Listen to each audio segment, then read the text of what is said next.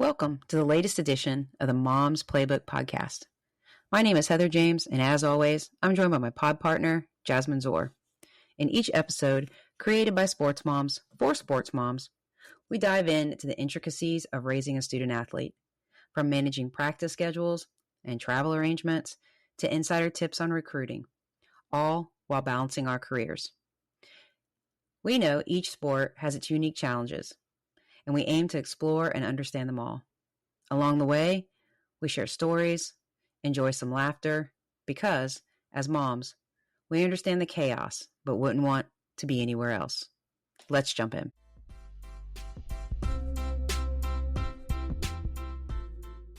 Today, we're joined by Kristie Martin. She's mom to 3 daughters and 1 son. Her son is wide receiver Jahmal Banks. He's played college football for Wake Forest and Nebraska. He's currently with the Baltimore Ravens. And she has her 3 daughters who have played multiple sports throughout the years. We're really excited to speak with you today, Kristie. Thank you so much for joining us. Thank you for having me. I am so excited. This is my very first interview on a podcast. Thank you for allowing me to share this space with you and to share my story. That makes me feel so special. I didn't know that. So, first of all, tell us a little about yourself, what area you live or your children, anything you want us to know before we get started. We currently reside in Bethesda, Maryland, maybe 20 to 30 minutes from Washington, D.C., not too far. I am a single mom of 4 amazing, beautiful children.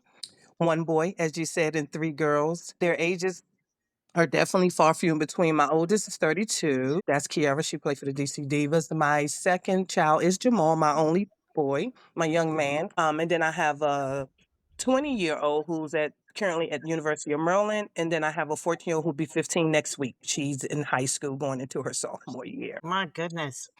And they all play sports in some fashion. Yes, currently.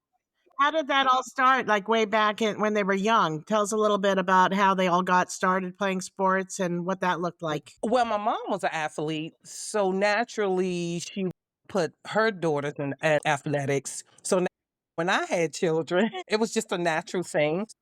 Each child was different in ages when they started the sports. I think it's because of where we were in our life at the moment.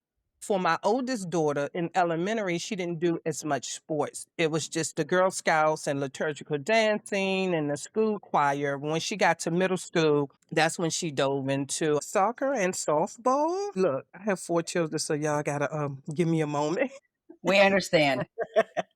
So Kiara, when she got to high school, she did softball, basketball, and volleyball. When we saw her play volleyball, that's when we knew that was her sport, and we took her out of every other sport. We ended up putting her in club league because she was just that good. She entered into college with the full ride for volleyball. But in college, she still ended up playing softball and was on the step team and then the gospel choir at college. And now, Kristie, what college did she go to? She went to Bowie State University. She's actually my only kid that went to HBCU. She had scholarships, but she graduated at 17. They made that rule just recently. If their birthday is late or early, they have to wait an extra year. So a lot of kids back then were graduating at 17. She wasn't ready to leave the nest. She wanted to stay close to home. Excellent. Her undergrad is criminal justice with a minor in forensic science, and her master's is in art for special education. She's currently a teacher for special needs children. She's a head volleyball coach for a high school here in Maryland. She coaches AAU, and she plays for the DC Diva football team. Oh, my goodness. And we're going to have you on again about that because we're really interested on how that whole process works. Right, Heather? Yes, very interested in women's professional football. That's wild to me. It is. When they gear up and hit, I'm like, wow, I cannot. Look, that's a whole different podcast, but it's kind of exciting. I cringe a little, not as much as for my sons, but it's a little different, but they play just like the boys. They out there to hit. They out there to win. Did she ever play with Jahmal out in the yard? No, because they're 9 years apart. So the ages are, yeah, from my oldest to the youngest, 17. How we end up in football, my mom, as you know, Jasmine, she will call a call before the ref call a call. My mother played, now, my mom played volleyball and she played softball, fast pitch. She played co-ed. My mother hit a ball from one field to another state. When I say that was her sport, that was her sport. When her and my dad were married, they had one TV. And my dad was just into football. So for her to watch TV too, she had to sit down and learn the game. Is how she got into football. As I was growing up, we had to sit and watch every game. That's all I knew because that's how I grew up. So naturally, even though my son was tall, it was football over basketball. 4 years old. His birthday is October, so they allowed him to play at 4. He played in the Pop Warner team. The first team was Woodridge Warriors here in D.C. on South Dakota Avenue. And Jahmal played every position. This is why they say 4-year-olds shouldn't play because Coach Banks, I'll never forget. If you see a coach with a kid carrying them by their jersey and they hanging upside down, it's because when he say, when you see that other team and you go tackle and get them and make sure, that's exactly what Lil did. I don't care if they were at timeout, they were having a meeting or water break. That boy did exactly what you told him to do. It was so funny. You know what I mean? And he just got great at it. Basketball, he didn't start. I took him to a rec league. It's around third or fourth grade. And my son was on the floor. He couldn't dribble and run. And I stood up, was like, we need to go back to football. Thank you. Can you please get my son off of this court? I cannot. He's getting injured. I mean, it was so funny. I was like, I'm not coming. We cannot do this. Every time he gets to the free throw line, they'll foul him because they know this boy have no clue. He had no coordination. It's the funniest thing ever. He get to the free throw line and I'll say, your knees, baby, flip your wrist. You got it. Bend your knees, flip your wrist. I know them people was tired of me.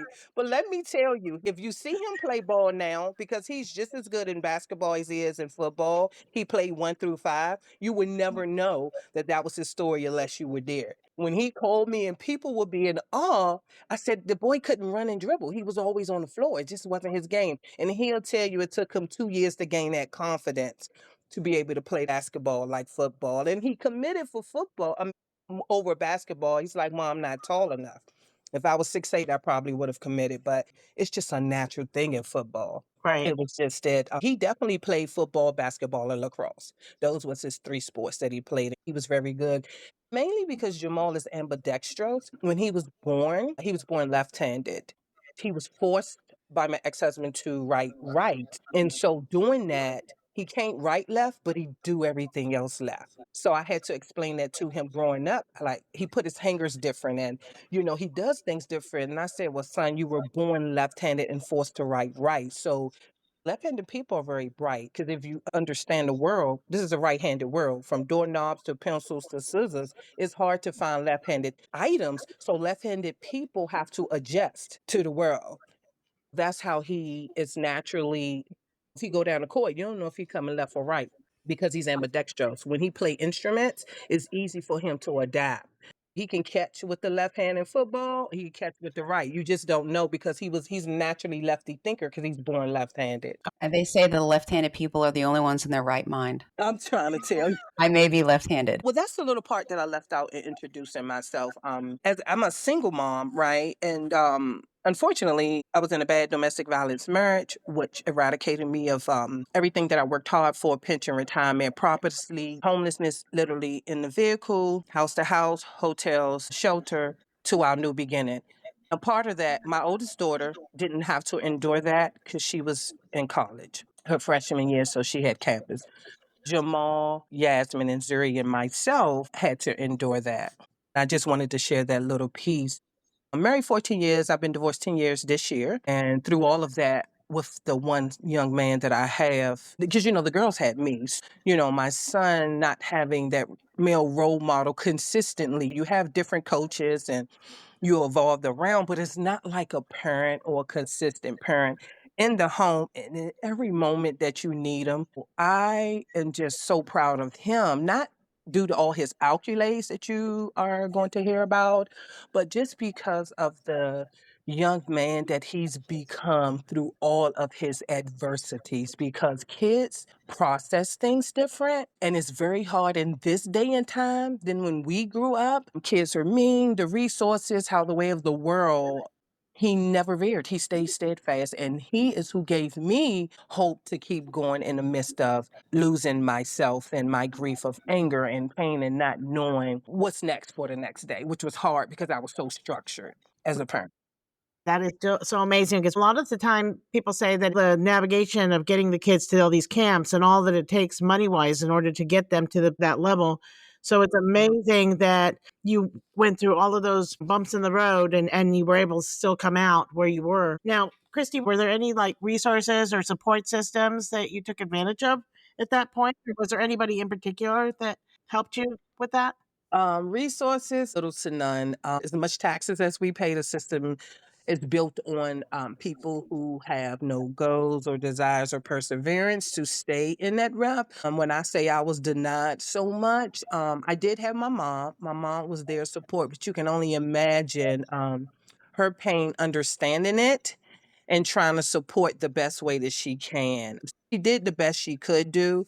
I can say that once I got my protective order, we were put into therapy and counseling. Now, Jahmal didn't do it, and it was approved because he had all these sports and things he had going on that was kind of his outlet, and he was doing so good. The girls took it a little harder, and when we were staying with my mom, just one pop to the hand, and kids are innocent.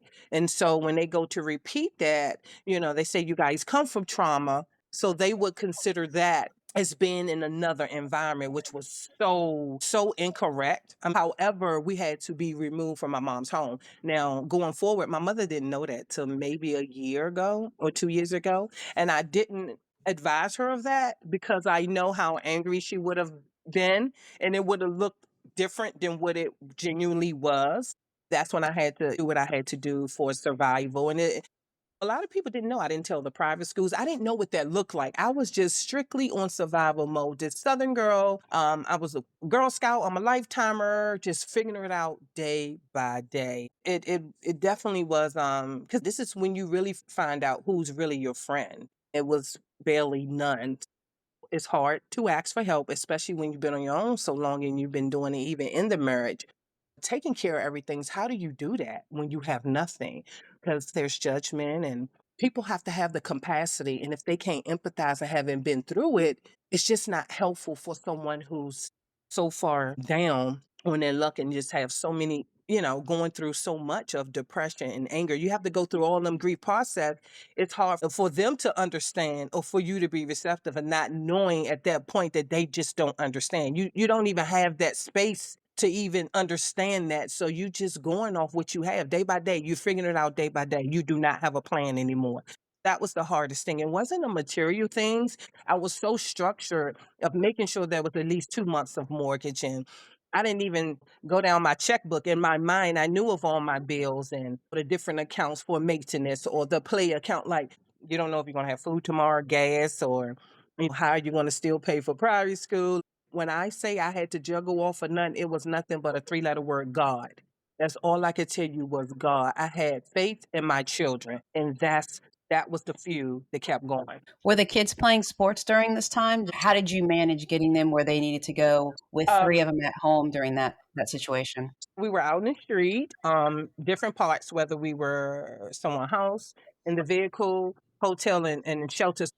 I took the one that's in college now, the 20-year-old, I took her out of private. I only kept Jahmal in private because he is a boy. He was in an all boys private at that. I needed the men in him to stay around boys. I did beg him. I only trusted out of a million families, I may trust 3. Not advising them of the situation, but because I had so many kids and always around, you had them families like, look, leave them me. I got them. I drop them to you. You got to take the girls here and there. I trusted 3 families, genuinely trusted. He did not want to go. I wanted him to have a table, a sound mind, continue to be a boy, clothes not wrinkle, eat. And I promised him I see him every day. He made that decision at a very young age. No, wherever you and the girls go, I'm going with you. That was God because I needed that because the girls were so emotional. It wasn't like we were in a situation with him. He had a smile every day, a prayer every day, and went to school with privileged kids and didn't care. Jahmal was playing basketball and football at that time. I had help with maybe 1 to 2 parents, actually 1 for each sport. For basketball, there was a parent, Miss Kim, and a coach, Coach Doug. And football, my old neighbors for Metro Bengals. Whitey and Michelle. So from each sport, they had my back with Rise and making sure, because even though we were in that situation, I couldn't be as present in every game because I had the girls, and I was literally in a situation, survival. I couldn't be everywhere. So that was very painful for me, but they knew he cannot be with another parent. He cannot get in another car. He cannot be talked to by other coaches. He cannot be given clothes, food. If I see or hear that this is going on, then I have to take my son out. He only can be present when I'm there. Because in that world of Pop Warner and AAU, and when you see a kid and you don't see a parent, people have an illusion or they assume that the parent's not involved. I was definitely involved. We just had a situation that they just didn't need to know. But I still needed what my home morals and values, I needed that to still be aligned, even though we was in a situation. I made sure that he could not just go off. He couldn't just stay anywhere. Just because you have males in front of him doesn't mean that they are positive males and that we have the same faith and the same morals, right? I didn't just want to throw him off or have him under people just because you were there and we were in a situation. No, that fight was real. Even when I didn't have it in me, I still made sure that he had some structure and I had to be involved. That's why it went down to one parent per sport. When it came to the recruiting process for him and you're visiting schools and you're talking to coaches, did their character play a role in how he chose his school and the coaching staffs that you trusted to continue that relationship with him? Yeah, so high school, when he was at Landon, an all-boy private school, I wanted to be a lifetimer. That school is from 3rd to 12th grade. I'm gonna go back a little bit. I applied for 8 schools for all my children to be in one school. Jahmal, I applied 6 for girls and boys and then 2 all boys. And I had my kids after each interview to place their school. What was your favorite school? So he kept putting Landon up top, which hurt me for Yasmin because now I got to put her in another school. When it comes to football and basketball, WCAC is the best division. Well, he wanted to leave after 8th grade. Landon was an amazing school, and I love them and still love them. They helped me give my son some foundation. He ended up at Bishop O'Connell. In private school, you have to come in the summertime to be on the team. You can't just come in and get on the team. We didn't go in the summer because I was still undecisive and didn't know where we want to go. So I ended up making that decision. And he came in and he said, Mom, I'm going to try out for football. I was like, you didn't go to practice. They're not going to tell you. It's okay. You can go ahead and try. So he tried out for JV. One week, a parent came to me and said, don't say anything. They're going to put your son on varsity. I said, no, they're not. That's not true. We can't have that. It is so, and it's not funny, but it's funny, you guys, because you know what my fear was? He just graduated from 8th grade. They're big. They have girlfriends. They cuss. I don't want him. He has to adjust to this. Like, it had nothing to do with, he shouldn't be on varsity. It's like he has to get adjusted. The girls, and they're gonna hit my son as a wide receiver. We can't do this. It was really funny. But look, one week he fell on the lap. Because they didn't know who he was because he came for basketball. So literally every year, basketball straight to football. Basketball, football. He had no break. And I got a lot of, I don't know, I don't want to say hatred, but it's like the AAU world. Parents, it's a parents' game instead of a kid's game. So they're like, who is this freshman out here? How he get to play? So I took that. I like that when I'm to myself and I don't have to mingle. It's okay. You know what I mean? I had to separate from that. And, they didn't know who I was at first because I said quietly, you just won't know unless you know me. But they were not happy that this freshman is out here on this court in this field. So that was very hard for me for high school. I was very unhappy with Bishop O'Connell that I wanted to leave after his freshman year. And I knew that I had to do it then so he wouldn't be benched because that's another rule in private school. If you leave after a certain time, you have to be benched for a year. Oh, like a transfer rule? Yes, yes. And I told my son how I felt. I said, I gave you this opportunity. This was your first pick. And I told him why I wanted for him to leave. I was not happy. But when you go to another school, you got to get your transcripts. And I didn't tell nobody at that school that's what I was going to do. I just quietly did it. Well, they found out when the stuff came. So we had meetings and I told them I had to pray on it, and I did. Once I did that, we stayed. I mean, we eventually left his junior year because what are you committing for in basketball or football? Bishop O'Connell was not in the WCAC for football, just basketball. So you had a lot of coaches and a lot of paying attention to basketball, but not football. When he said football, we left his last year and went to St. Francis in Baltimore. And that's where we went for football and basketball. And then he early enrolled going forward to Wake Forest. So we enrolled January 13th, 2020. And this is how God worked. I didn't know that when you in Catholic division, you can't early enroll. Because St. Francis is their own entity, even though they are part of that division, he was able to early enroll. That is how he got his extra year, by early enrolling. You just have to trust the process because everybody has a plan. But if you know all the plans you had, you couldn't execute because it's not your plan from the jump. And that's what you have to understand. It's God's plan. And so that's why it worked out. I had a coach that asked me, do you think you made all the right decisions? I was like, well, whether I did or not, I think it worked out the way it was supposed to work out. It's why God always say, child, be still, for I am God. Just give me that mustard seed of faith and I got you. As a mom and a single mom, and as you guys know as a mom, we are nurturers and we guiders, and we don't wait till stuff run out. And we prepare versus the father or the husbands. Now, granted, there are great men or fathers out there that's just like us, but moms, we're just a different species. So it's so hard to let go. And especially through the situation that we were in, oh, that was definitely a challenge daily. But I had no choice because I lost everything, even myself. So to do all of that with nothing, I was going off of nothing, literally nothing. It took me 3 years to even get myself back. 3 years. I cried and I kept praying to God, but clearly, look where we at today. That is a part of his chapter and my chapter for us to get here because you have to go through adversity and you're going through these things for reasons, and it's not for you to know, it's for you to trust God. And faith is how we got where we at. And my son acknowledged that all the time. If you see from high school all the way up through all his colleges, after a touchdown, what does the first thing he do? It's not having fun jumping around praising whether they won a championship or not, it's thanking God and praising him. If you watch all of his tapes, I am so glad that he kept that foundation and them values and mores that I instilled in him because that is how he got through. It was definitely challenging. When he was going to college, I wanted him to go to Ivy League. He got accepted in all the Ivy Leagues. And it was funny. He was in these sports and he didn't take the SAT or the ACT, and they say, you got to take it, Kristie, for college. You got to take it. So we just found it. I was like, I don't know. We just found it. It took a test. And he took it and he came out and I said, well, did you do the essay at the end? He said, no, Mom, I was tired. I told the proctor I'm good. I said, boy, what? That raises your point, son. Instead of getting a 12, you might get a 13, 14. Instead of getting a 9, you might get a 12. He said, no, I was tired. I've been in there too long. So when we got his score back, I think he was either 1380 or 1280, 1320. I'm not sure. He was very high. And I said, mm-mm. Oh, absolutely not. You're going to go back. And then the coach said, ma'am, do you see, first of all, his grades and how athletic he is? He's good. I said, no, you don't understand. The higher his score, the more money we get.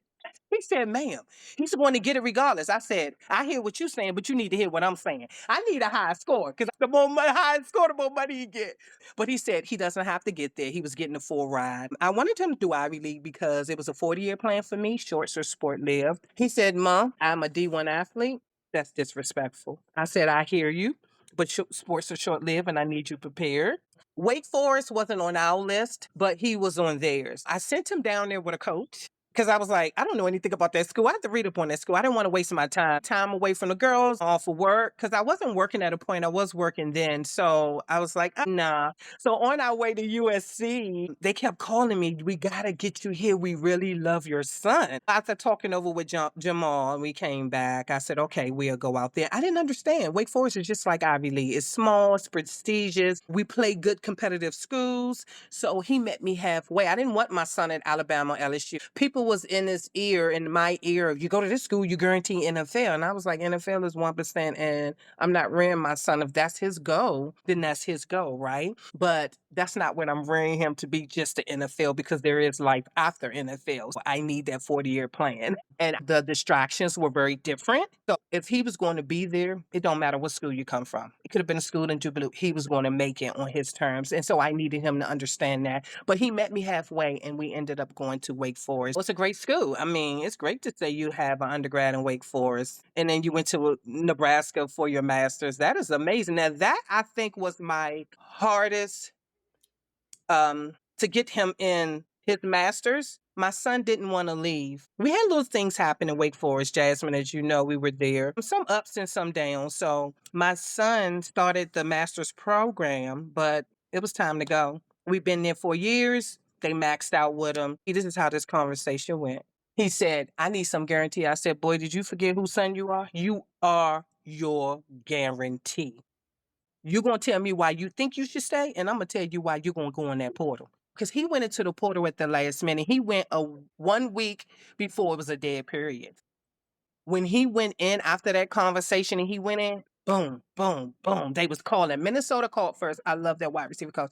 They were calling, but we had to make a split decision what schools we wanted to entertain. What that was, we had to hurry up and get online. Who's in the portal? Who need a wide receiver? Because he was either going to be one or two, no option. This is his senior year and his last year. You cannot play with my son. One or two. We had to look up the coaches, look up the school, look up plays, where he's needed. Where you want to be and where you need it are the places that we want to entertain. We had 1 week before the dead period. We only can go to schools that week. When I say Wisconsin called like maybe midnight and said the car be there at 3:00 in the morning, I texted my supervisor and said, I will not be at work tomorrow or for the rest of the week. I have to support my son. It went down just like that. If I lost my job, I did not care. I am all he have. He worked hard to get here. It went just like that. And I think we went to Wisconsin, to Purdue, to Notre Dame, to Minnesota. We had 2 more schools we still wanted into. I'm not sure. I'm sorry. It was a lot. And when I say I had to pack really quick to go them days, it was very hard because I'm still Googling. I'm looking up the coaches. I'm trying to find every negative and positive thing because when you interview face to face, you can really discern and genuinely, because it's all about money. They're trying to keep their jobs. But I needed a coach who will make sure that my son is taken care of mentally, emotionally, psychologically, spiritually, and have his best interests and not just a kid on the field. And also the OC, he has to be 102. That's just it. If you don't have space for that, then we don't need to waste time. It was a lot. It was so hard because this is how kids get in and get unhappy and people they transfer for a lot of reasons though. It's a million reasons why. But I needed him to understand and I had to show my son, which was so hard, of his worth. Because he didn't understand. When you gotta question something and you think about something, then it ain't right. If you gotta question yourself, don't let them strong arm, but you in this reason and you have options because of your hard work. So you got to make sure that they give you everything that you have worked hard for and you deserve. This your senior year. You're not going to play third, fourth, and fifth or go off of where he said it because they can say anything. And once you get there, it play out differently. Well, if they playing these games now, can you imagine? No, I need to talk to whoever the OC going to be. We don't know who else. They still recruiting people. I had to explain to him his worth, and I'm going to show him his worth. Every coach, I asked them questions because everything you read is not true, but a little bit is. When you ask them, you can see because they get startled and you can see how they answer or if they frustrated or agitated because I can say anything to a coach because I'm never playing in the NFL, but he can't because one of them coaches can be his coach. I had to show him who he was and whose son he was, and we ain't playing because we went through 4 years of good days and bad days. We don't have that on that 1 more year. You literally have less than 6 months. Work out and get on that field to show what you have. You know what I mean? That was the hard part about juggling all these schools, listening, and then trying to figure out who in the portal, who else is there. You have to discern whether they are going to do what they say. Are they genuine or is he going to get what he needs? That was so hard to do. And that's how I was hitting them coaches. But it was something about Rue. That man is a wonderful, lovely man. He was so genuine. He not even genuine, he's powerful. And he was the first reason why Jahmal and I had to sit down and go through each school. Let me just say this. Every decision Jahmal made was his decision. I was his support and I gave him my opinion. I broke it down in ways that he didn't see is what helped him make his decision. I never made a decision for him at all. So I just want to put that out there. And I had to break it down in a way so he can understand because I ask questions that he won't ask. When we came back to the drawing board from every school, every coach, and then I also made sure he called people because he know people everywhere. Call the basketball from this school and what they hear and what they see. We just did a lot of homework, which was very stressful. How did he adjust to the absolute huge difference from moving from Maryland to Nebraska? You know what? He loved it. It was a different atmosphere, but that is when he found himself. When he's in Nebraska, he had so much time to think, oh my God, the welcoming, the overwhelming, how much stronger he got within a month. That says a whole lot. He was just like free or something. I don't know. It was definitely a big change, but in a good way. And that's when he understood who he was. And he just thrived. And it was just amazing to see. And I was out there on a plane every weekend from in the situation, and I couldn't be at every game when he was in, Pop Warner or AU in middle school too. So I did not miss a game. Wake Forest because I was sick. Maybe, but in Nebraska, only game I missed is because my daughter had family weekend at University of Maryland, and of course, I'm all they have. So I missed that game. My mom went out there. I had to be at family weekend for her and show up. But other than that, I didn't miss a beat. Yeah, it's a very unique crowd in Nebraska because there's nothing else in the state. There's no pro team for any sport. It is all about the University of Nebraska. And I can only imagine showing up every weekend to that sold out crowd, how different that was from a smaller school like Wake. Wake didn't have a sellout crowd every weekend, but Nebraska literally years and years and years of waiting for those season tickets, and they sell out for absolutely every home game. That has to be a really incredible environment to be in. Yes, amazing. It was electric. Yeah, it's a good word. It was fun. I mean, let me tell you, I sat beside people and I was like, who's your kid? Oh, we don't have a kid. We just keep season tickets and travel everywhere with them. We love them. And I'm like, just off of we just love Nebraska. You probably have more fans than you do parents at every game. Oh, yeah, 100%. It is just amazing. I would wear his number and they'd be like, oh my God, and who are you? And I'd be like, I'm his mom. And they were like, no way. I mean, the opportunity was amazing. I thank Rue for that. And just the whole team there. It was definitely a different feel than Wake Forest. Definitely welcoming, and it was just great vibes and fun. And he got a lot. There definitely was a difference, whether it's the strength and conditioning, the nutrition. I mean, they had to cook. Let me tell you that. They had to cook. I was so impressed. Them boys had to cook their meals. It was just different things there. The head coach definitely set a tone, and everybody under him, they're all amazing up there. He's gonna be a demon deacon, a corn husker forever. Amen to that. That's awesome. What was it about Coach Rule that you instantly trusted? Did he say something? Was it just his demeanor? What sold you on him? Because you speak very highly of him. So what was it? You can tell he was genuine. He definitely has faith. He definitely have an awesome wife that backs him up. But he was so genuine with everything that he said. I think you can kind of discern sitting in front of different coaches. It wasn't about the money. He was there for them kids. And he's a father himself. Not only that, he was a coach in the NFL. So that was a huge plus because he knows what goes on. He knows the plays. He knows behind the scene. So that gives my son a extra in his basket than other schools because it's not just a connection and a friendship, business or personal. He actually was there.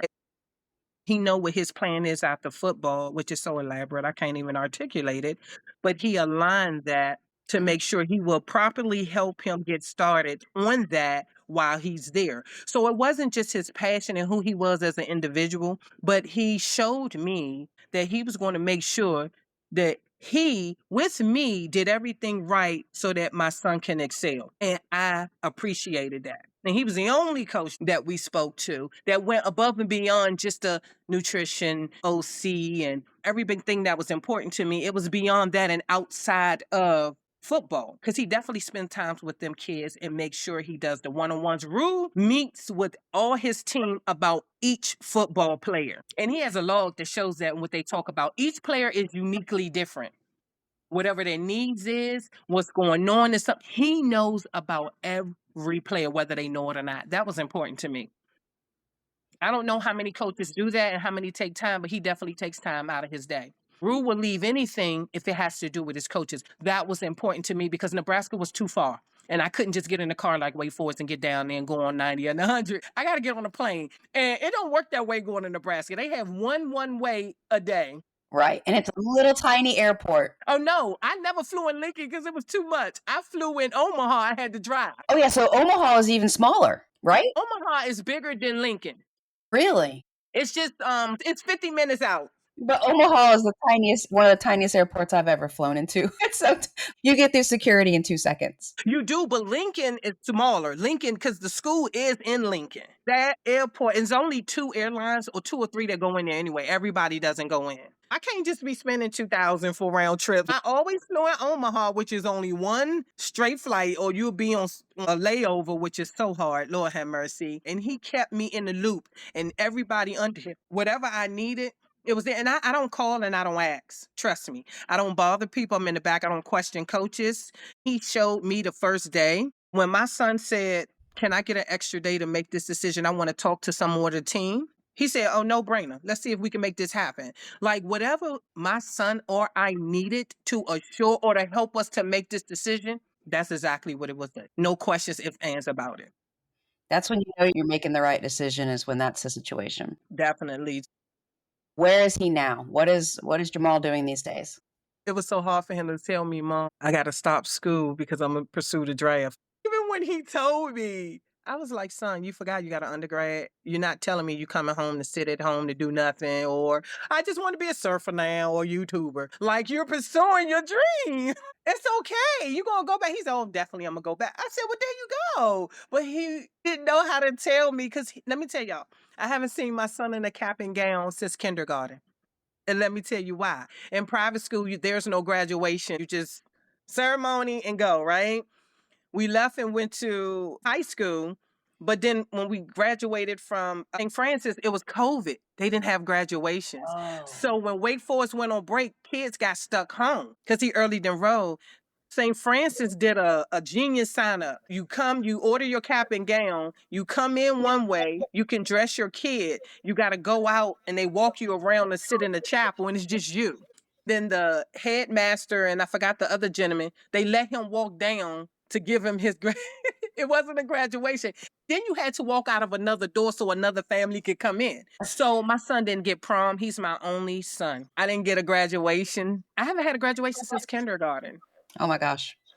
That was part of why he was like, "Oh my God, my mom." But I know you going back. And so people gonna know when I'm screaming, kicking, hollering, and I'm loud and they can't hear that child name, they don't understand this story. But going forward, when he told me he was going to pursue it, I said, so we had to go through that agent process. Woo, another homework, you guys. He had about, I want to say, maybe about 12 we were have to go through. I was like, we got to cut this down to 10, 7, 5 to 2. That was one of the hard decisions of choosing an agent. What happens is when they called Jahmal, the first thing he said, "Well, you got to talk to my mother if he want to entertain it." So the agents will call me and say, "Let me tell you, I love about your kid." They said, "For us to talk to him, we got to talk to you." I just have to explain in detail. Every agent that we spoke to, that I will put them in a category: red, green, or yellow. Red is absolutely no, not entertaining them. Yellow is I need a little bit more information. The green is I really like them. I had a lot of homework to do. You got a lot of Googling. You got to talk to a lot of people. You got to keep asking them questions. And then some of them kind of wing themselves off. You kind of know who's in it for the money, especially as time get on. It doesn't matter whether they came to visit him or see him play. It's the continuity. You have to have my son's interest 150%. And I needed to know that. But some of them wouldn't call as much. So I know that you're chasing, especially if you know people. So if you're chasing money for numbers, I really don't want you. And also what was important to me is who else was on your list. Not even how many more wide receivers you have, but sometimes it depends on who you are representing means a lot to me. Character is important. How you work, how involved, because they selling themselves. You got to let us speak to people and parents, other athletes. Once we narrowed it down to 2, his top 2 were the same top 2 that I had. It was amazing. After we did a last final run of an interview, my opinion to him when he made that decision, one of them was personable. The other one was personable and business. One played, and he's been doing it for 30 years, who is his agent now. And then the other agent was a lawyer and an agent, but he never played football. I told Lil that I love both of them, and they are Team Jahmal all the way as if they birthed you like me. That's how I felt about both of them. But when you have a personable and a business relationship, you definitely have far more credit than just a personable relationship.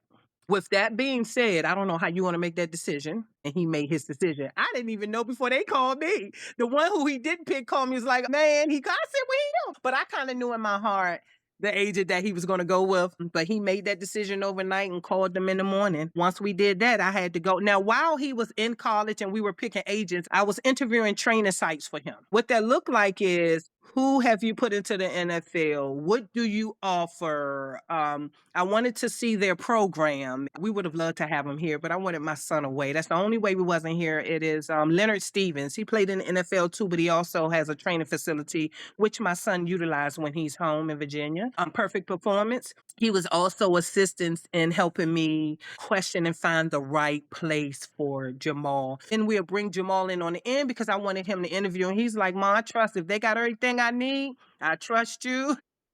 Make this decision. And he trained out in Texas at Apex.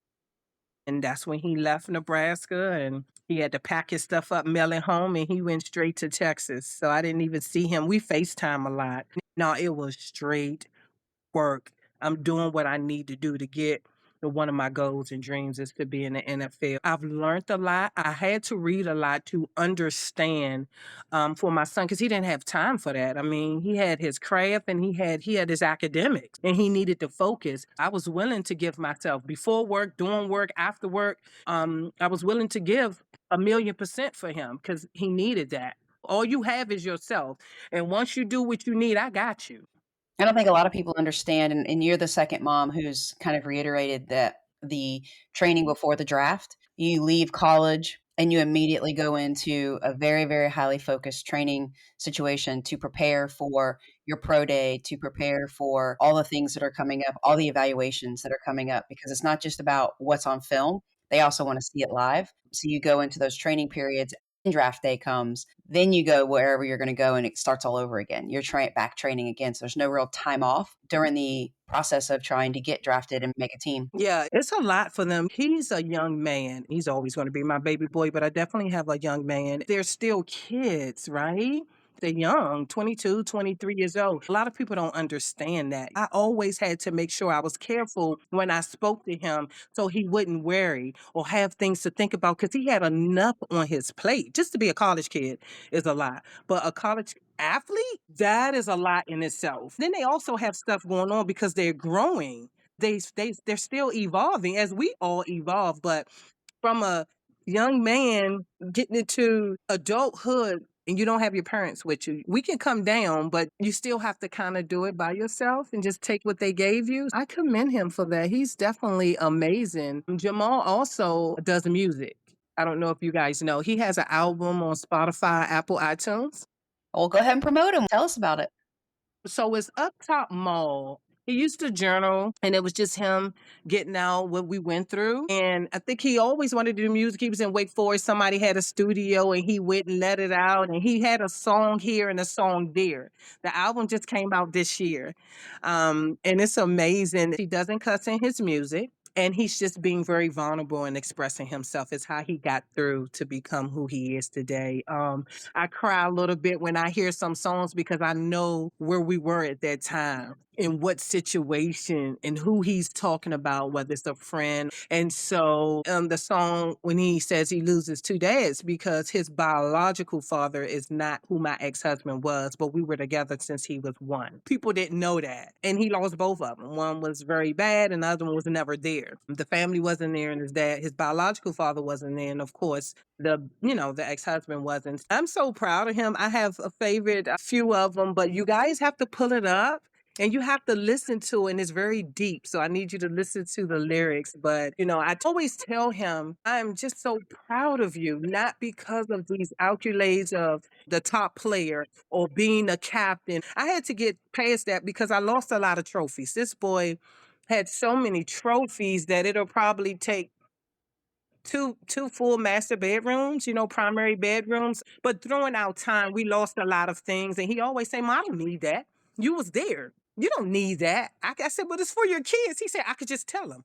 They don't need to see all of that. That's just who he is, Well, he was in the newspaper in high school. Every first game, he did a 90-yard punt return. They had him in the paper all the time. He's like, I don't need that. Mom was there. I'm good. I could just tell him, we're good. It's okay. But I'm just so proud of him because he kept the morals and values. He kept me included. He never blamed me. And in this day and time, when a male don't have that role model and you're around so much violence and so much bad and with good, how do you balance that as a kid? I call him an anomaly because in fact, it is hard to meet a kid like this. When you know the story 100% and seen everything that he's been through, he is definitely an anomaly. I'm so proud of him for that. Everything else is just a bonus. He's not my kid, and I'm proud of him. Thank you.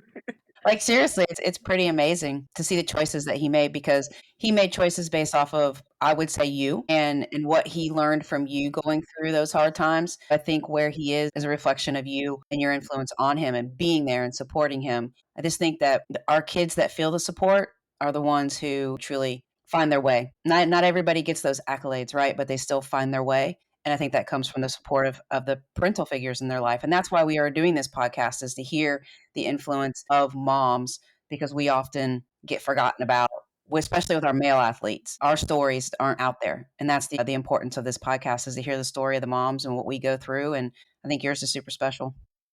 Oh my God, that means so much to me. I definitely appreciate that. It was good to share my story because that's what it's all about. I would tell everyone that healing is forever. Everyone has a story and every story is different.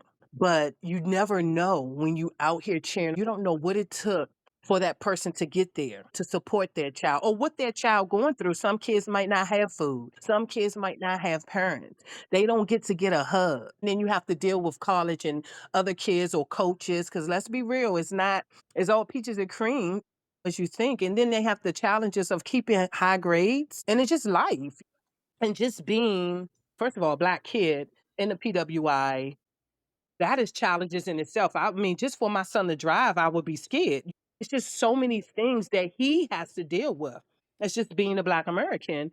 Growing up, it's just, you can't have that fear. You can't have fear and have faith, right? So that's a continuous reminder that you have to give it to God, because it's nothing like a praying mom. It's nothing like a praying mom. You got to give it to him and he will show you. So I thank you for that, because it's needed. And I had to hear that from a lot of coaches growing up, because when tragic happens, you feel ashamed and like not good enough, and you're not doing your best anymore. To realize through therapy that I don't want to be the old me anymore, because now I have growth and I have understanding, and I had to go through that adversity to be here. So whatever he's preparing me for, because that's between God and I, right? That is in that journey. He definitely, everything from all my children, all three of my girls and my son, that helped me get through that, good and bad. Because you got to understand that the bad or the uncomfortable, we needed that too to be able to grow. Jasmine and I say this all the time. Our boys played college football at such a unique time where, yes, there is social media, but that was before. There was NIL dealing with things. The transfer portal changed while they were in school. Same with Jahmal. They dealt with a lot of adversity, but when you look back on it, I just think that all of that change is going to make them into better humans, better future employees, better fathers, because they had to deal with so much. You add in his story and what he brought even before he got to college, and learning how to deal with adversity, learning how to trust in himself. It's a really, really special message that you can deal with those things and come out on top. Yes, I agree. Kristie, if you had to look back, what's one thing you wish you knew in the process of getting him to college or NFL that somebody else could benefit from? That's a great question. For me, the importance was a college and coaches that align with your morals and values. Because when things are aligned correctly, everything else come with it. It's not how you get there, right? Because people get there from different angles. So I think for me, it's the environment and the coaches and schools that align with what your morals and values are. I think everything else will come with it. That's great advice. I think that's a really, it's a great message. Jasmine and I, when our boys were being recruited, we were the same as you. We were looking at the schools. We were looking at the staff. We were looking at depth, chart depth. We were looking at opportunity to get on the field, looking at the academics. We were looking at all those things. And it takes us, the moms, generally to go do that research to find out where your kid's going to be, right? We don't just want to send them out somewhere because there's a brand or a specific name or a national championship or any of that stuff. That really does it matter? Sure, it's cool. But in the end, it's researching and making sure that your kid is truly in the place that they need to be. I know mine made the right choice. I know Jasmine feels the same way about hers. It's really endearing to hear that you kind of align with us and that it seems like all three of us did the same thing. And we're happy with the results. Awesome. Kristie, when you go to the games, and you take the clear bag, what are 3 things that you always have in that clear bag to be ready to cheer Jahmal on? When you say to be ready, the things in my bag is that what I need or things that I cheer him on, because I'm always coming geared up with the jersey, my lips, my gear from head all the way to the toes, the socks and shoes. But in my bag, because my lips and everything's always on, because you don't know when you're on that Jumbotron or camera or taking a picture, they just love your kids so much. Everybody was like, I want a picture. So you got to stay ready. So I'm geared all the way up with his number everywhere. But in my bag, I always have lotion, sanitizer / wipes, and of course, money. My card, not money, but the credit card. Nobody said credit card yet. You're the first mom. You're the first mom that's included that. That's important because stadium stuff is not cheap. We all know that. You cannot get out of the stadium without spending a little bit of money. Exactly. So lotion is important because I got to wash my hands when you use the bathroom. They might not have toilet paper, so I always have the wipes and the sanitizer, but I'm always geared up. So I already have, whether it's cold, I got my gear on, I got his number, the hat, so I'm already with that stuff. But definitely you need lotion, wipes, sanitizer, and the credit card. Yeah. How far is Baltimore, the Ravens Stadium, from you? Only 50 minutes. They practice at Owens Mill, Maryland, instead of Baltimore, Maryland, which is not far, but they stay near the practice field. So they feed them, and he has room and board. And when they go back next week, they're going to start when fans and parents get to come. So I get to get out there and get things signed and cheer him on practicing. I can't wait. I'm so excited. Minutes away, and that's the closest he's ever been since he's been in school or been away from me since graduating. So it's kind of exciting. Is he excited? He's just grateful and he's executing. He knows that whatever way it go, I've done all I can do. It is a business at that level more than anything. I think he knows that.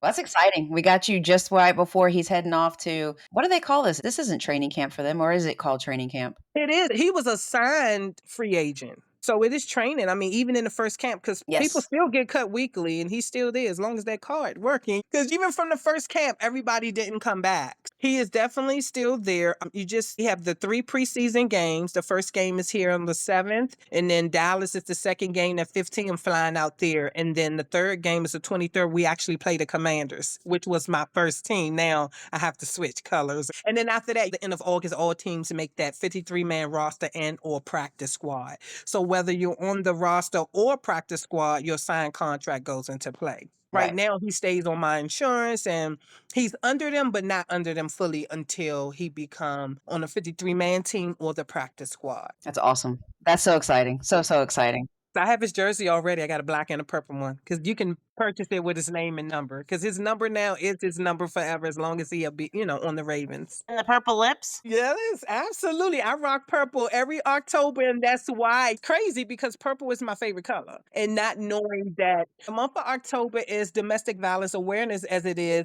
breast cancer. So many people rock and support breast cancer, and I'm not taking it from them because they have gazillion billions of fans. But every year, there are so many people who do not know that this is the same month as domestic violence and purple is the color. Every year, I swear to you, I meet at least 20 people who didn't know that, which is not good. I had no idea until you just said that. Yeah, so I always rock the purple lipstick every October. We survived that. It's just a part of our chapter and a story. I definitely have to make sure from here on out that not only that I support, but I get the word out so people can be aware. Because a lot comes with that. I guarantee you in a stadium, or whether you're in church or just a grocery store, you're walking by at least 5 people who's enduring or in pain and you don't know. So with that said, what would you say if there was a mom listening to our podcast who came to our podcast simply to learn about how to get their kid recruited, but is going through the things that you went through? and they haven't made that breakaway, what would you say to them? Whether you lean on your faith or your community or just your own willpower to get through, you're doing something extraordinary. I know it's not going to feel comfortable. You don't know if you're making the right decision. While you're all enduring all this pain, just know that holding on to your family together, um and what you got to do is keep going, right? Your children needs to see this resilience because children do as they see and not what you say. Mm, So know that if you keep that faith, it's the mustard seed. It's okay. It's okay to cry. Remember that. Because when you cry, guess what a wise man once told me? He said, tears are God's gift to us, our holy water. They should heal us as they flow. So I need you to cry because that starts healing. So in the midst of the pain, God sees you. He's going to give you that strength that you don't know where you're coming from. So I just need you to breathe. I need you to laugh sometime too. And just don't forget, on your hardest days, you are still enough.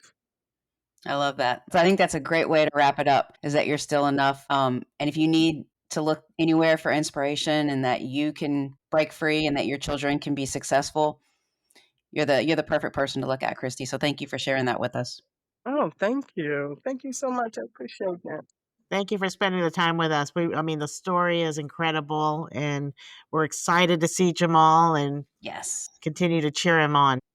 Yay, his number is 86. Football season is so close. We're a couple weeks away from NFL training camp. We're about to be full-blown football season again. So I'm excited. So excited, you guys. So don't forget to go listen to his music, Up Top Mall, on Spotify and Apple iTunes. Ravens number 86. God is already playing. So wherever he's going to be, he's going to be. And I appreciate, thank you for the time of giving me this platform to share our story. I'm so proud to be a part of this podcast. Thank you. Thank you so Thank much, you. Kristie.